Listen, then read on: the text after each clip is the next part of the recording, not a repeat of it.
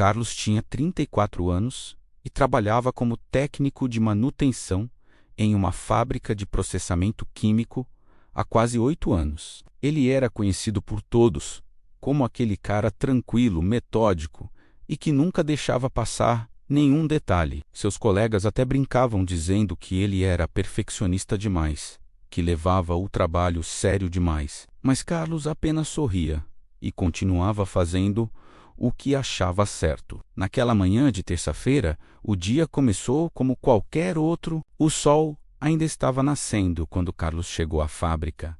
Cumprimentou o pessoal da portaria e foi direto para o vestiário trocar de roupa. Ele sempre chegava uns 15 minutos mais cedo, algo que havia se tornado um hábito ao longo dos anos. Gostava daquele momento de tranquilidade antes do turno começar oficialmente. Enquanto colocava seu uniforme e seus equipamentos de proteção, Carlos revisava mentalmente a lista de tarefas do dia. Havia uma inspeção de rotina programada para o setor B, onde ficavam os tanques de armazenamento. Era um trabalho simples, algo que ele já tinha feito centenas de vezes. Verificar medidores, conferir válvulas, checar se havia algum vazamento ou anomalia.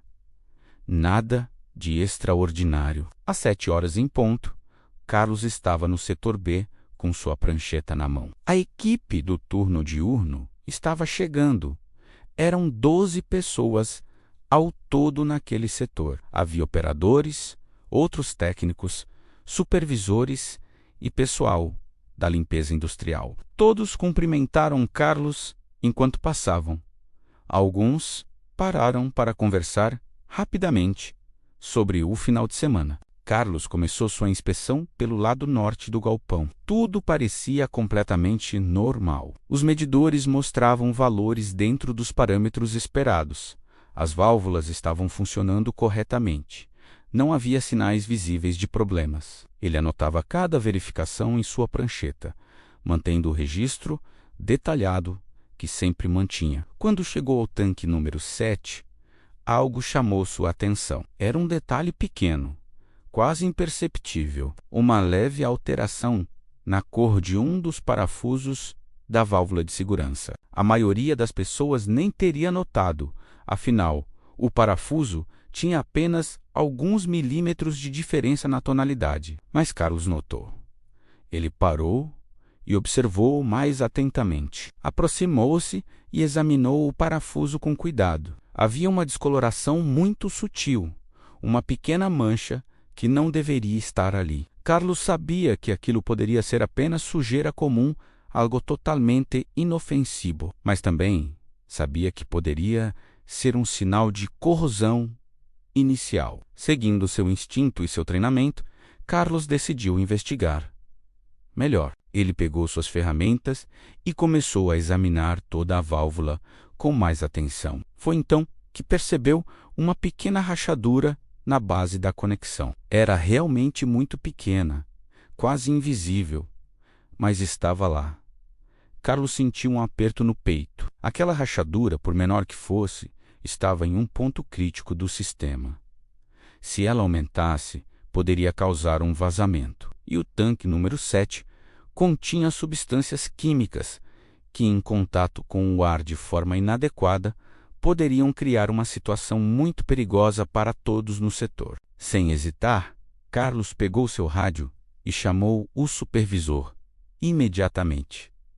Explicou a situação com calma, mas com firmeza. O supervisor, um homem experiente chamado Roberto, conhecia Carlos há anos e confiava completamente em seu julgamento. Se Carlos dizia que havia um problema, então havia um problema. Roberto acionou o protocolo de segurança. Em poucos minutos, toda a equipe do setor B foi orientada a se deslocar para a área de segurança. Não houve pânico, não houve correria. Tudo foi feito de forma organizada e profissional, exatamente como os treinamentos sempre ensinavam. Enquanto isso, Carlos permaneceu monitorando a situação junto com a equipe de emergência que foi acionada. Eles isolaram completamente o tanque número 7 e começaram os procedimentos de despressurização controlada. Era um processo delicado, que levaria algumas horas. Quando os engenheiros especializados chegaram para fazer uma avaliação completa,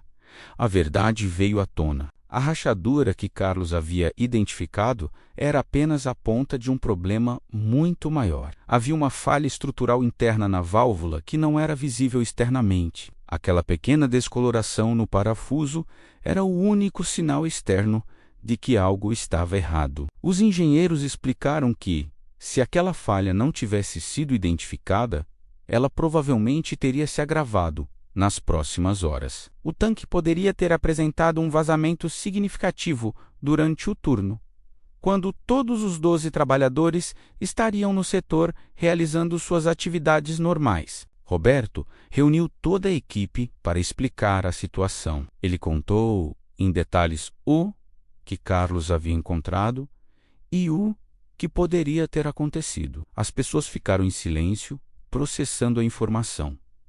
Então, uma a uma, começaram a agradecer Carlos. Carlos ficou constrangido com toda a atenção. Ele não se via como um herói. Na sua perspectiva, havia apenas feito seu trabalho, seguiu os procedimentos que aprendeu no treinamento, prestou atenção aos detalhes e agiu de acordo com o protocolo. Nada além disso, mas seus colegas viam de outra forma. Marina, uma operadora que trabalhava há 3 anos na fábrica, abraçou Carlos com lágrimas nos olhos. Ela disse que tinha 2 filhos pequenos em casa e que estava infinitamente grata por poder voltar para eles naquela noite. João, um jovem técnico que havia começado há apenas 6 meses, apertou a mão de Carlos firmemente. Ele disse que aquele dia lhe ensinou a maior lição de sua carreira, que os detalhes realmente importam, que os procedimentos existem por uma razão e que fazer o trabalho com atenção e dedicação pode fazer toda a diferença. A empresa realizou uma reunião especial na semana seguinte. O diretor de operações fez questão de reconhecer publicamente a ação de Carlos, mas mais importante que o reconhecimento foi a discussão que se seguiu sobre a importância da cultura de segurança. Todos os trabalhadores foram lembrados de que a segurança no ambiente de trabalho não é responsabilidade de uma única pessoa ou departamento.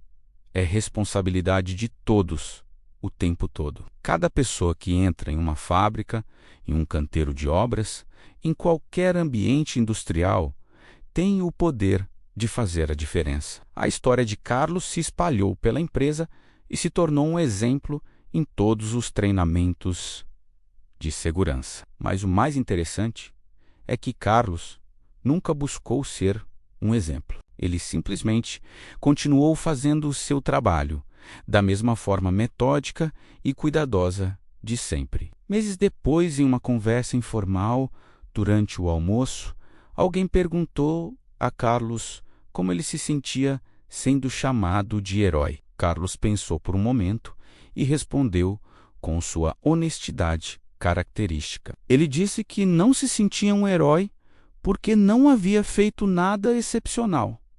Explicou que qualquer pessoa treinada e atenta teria feito o mesmo. O verdadeiro heroísmo, na opinião dele, estava em todas as pequenas ações diárias que todos faziam para manter o ambiente seguro. Estava no operador que usava corretamente todos os equipamentos de proteção, mesmo no calor intenso. Estava na pessoa da limpeza que sempre sinalizava adequadamente os pisos molhados. Estava no supervisor que nunca pulava as reuniões de segurança. Estava em cada trabalhador que seguia os procedimentos, mesmo quando ninguém estava olhando. A história de Carlos nos ensina algo fundamental sobre segurança no trabalho.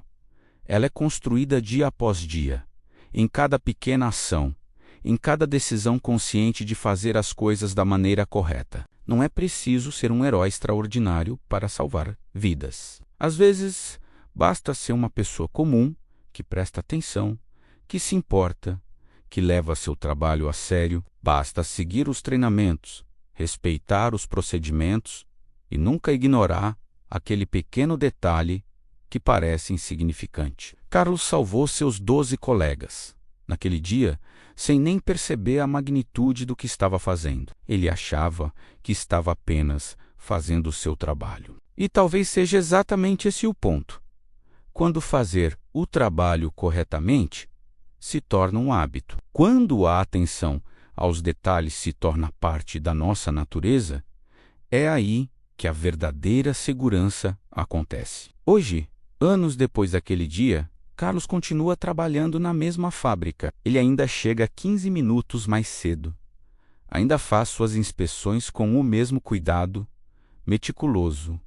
Ainda anota tudo em sua prancheta. E seus colegas ainda brincam, dizendo que ele é perfeccionista demais. Mas agora, quando fazem essa brincadeira, há um sorriso de respeito e gratidão, porque todos sabem que às vezes ser perfeccionista demais é exatamente o que pode salvar vidas.